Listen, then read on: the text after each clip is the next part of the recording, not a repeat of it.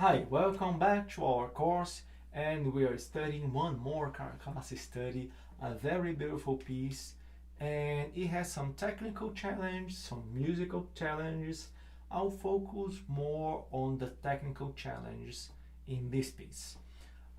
This piece has scales in triplets, and this situation can be a trap for crossing.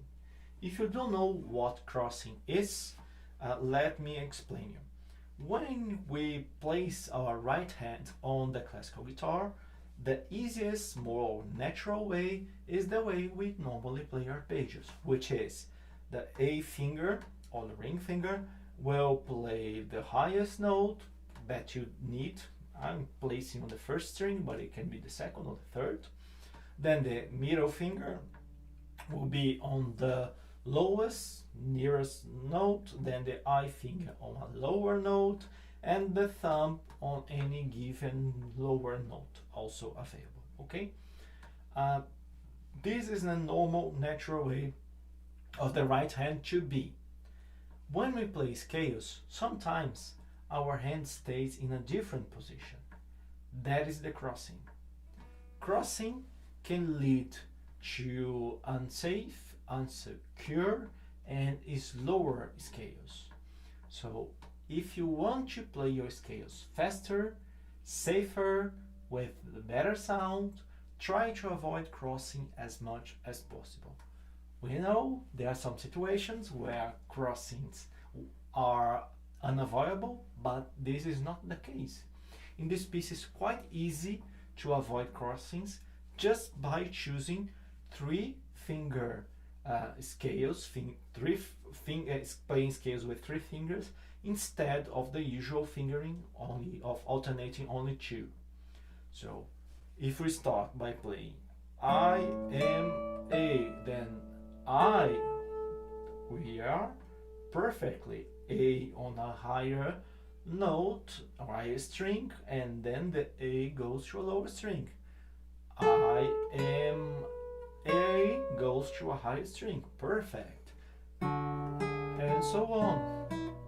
So if you keep playing I am A, the chances of having crossing are very low. Of course, beware of some arpeggios and repeated notes that do appear, because there you have to change this logic. For example, just on measure number 3, we have B, C sharp, D, then G sharp, E and D. Of course, you're going to play I and M to avoid crossing, not M and I. Okay, so keep avoiding crossing. That's what really matters. Keep avoiding crossing. This is how you avoid crossing here in this measure. When we have repeated notes, I am A, then you can place M, I.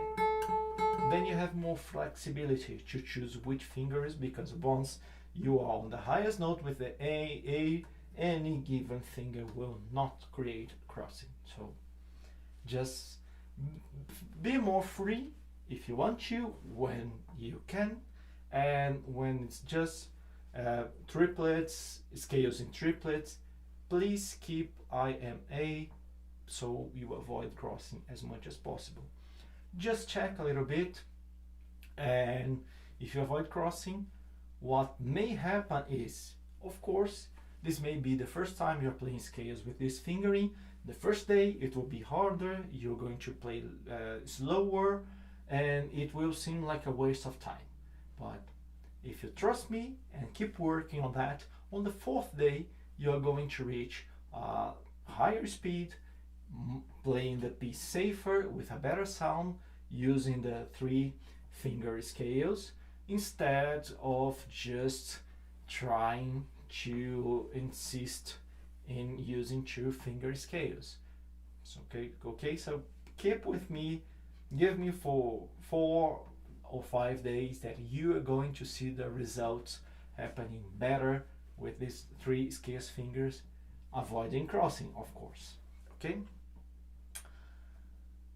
it's this piece also, like any tonal piece, especially melodic study, so the melody is very important. Keep in mind the harmony. We have tonics, we have subdominants, so let's remember that when it's tonic, you have to play softer, lower. Subdominant is intermediate tension, dominant is strong tension. And of course, anything that has this name will behave as the function. So tonic relative will also be softer, will also be release. Subdominant minor will also be intermediate tension, and dominant of a tonic relative will also be a tension chord anyway. So beware more of the functions than the complete name of the chord, okay? We have some tricky harmonies here, so I'll go with you measure by measure, analyzing the harmony, because especially on the second part we have some tricky chords that don't happen usually in this repertoire. So we begin in the tonic, A major, then subdominant, subdominant relative, dominant, then tonic. Sorry, I played the wrong bass, but you got it. Subdominant, tonic. Then we repeat. Please don't play the same thing twice exactly the same. Use any kind of contrast of dynamics, a color, or agorgics, or combine them. For example, I can play and then I made a difference of color, dynamic, and agorgics at the same time. You will choose as you please what you want to do and how far you want to go, but please don't play the same stuff twice the same way. No listener deserves that, okay? So we keep on going. We have the dominant of the tonic relative, then we repeat once again. You got it, what you have to do. The subdominant, then the dominant with 6 and 4th, dominant and tonic relative. Then we repeat again, okay, and we are going to the B section. The B section, that's a very interesting. We start within these scales that we heard twice being used in a tonic chord. But then we play a A sharp. That can be a tonic, and it's not. It's the dominant of the subdominant relative. And we keep on this chord. The chord is explained better here. It's still the dominant of the subdominant relative, and then subdominant relative. So we are releasing. Then we play the dominant, still the dominant,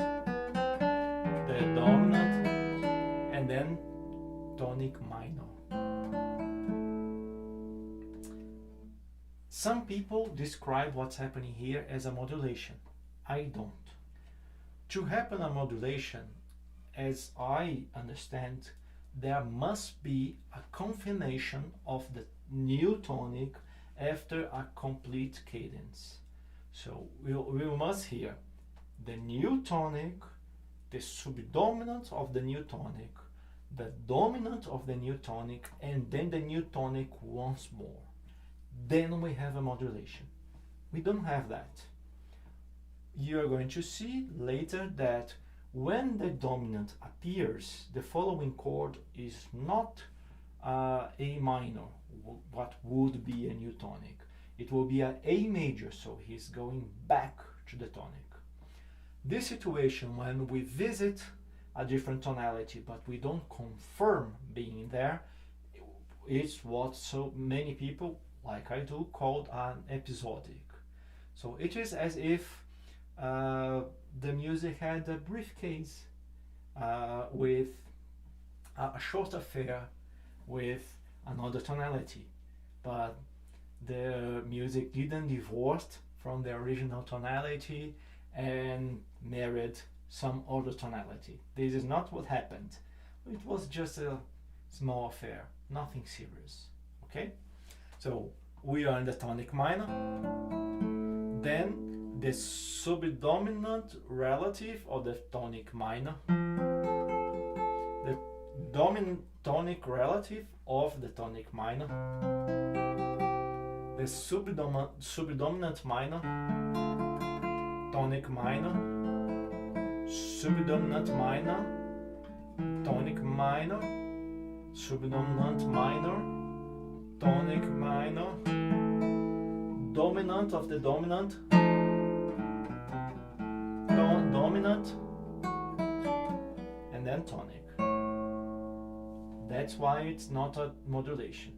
To be a modulation, here we would have to hear an A minor, but we hear A major, so we are back to the tonic. And we have heard that, so we know how to analyze those chords, but we have here on some 8 measures later, dominant of the tonic relative, tonic relative, tonic, dominant, and then tonic, dominant, and then tonic. Have you checked this fingering that I chose using some open strings? And so D, B, G sharp, E, D, B. Okay, easier than jumping back and forth. It's a fun piece, very interesting. Work on these scales and have fun.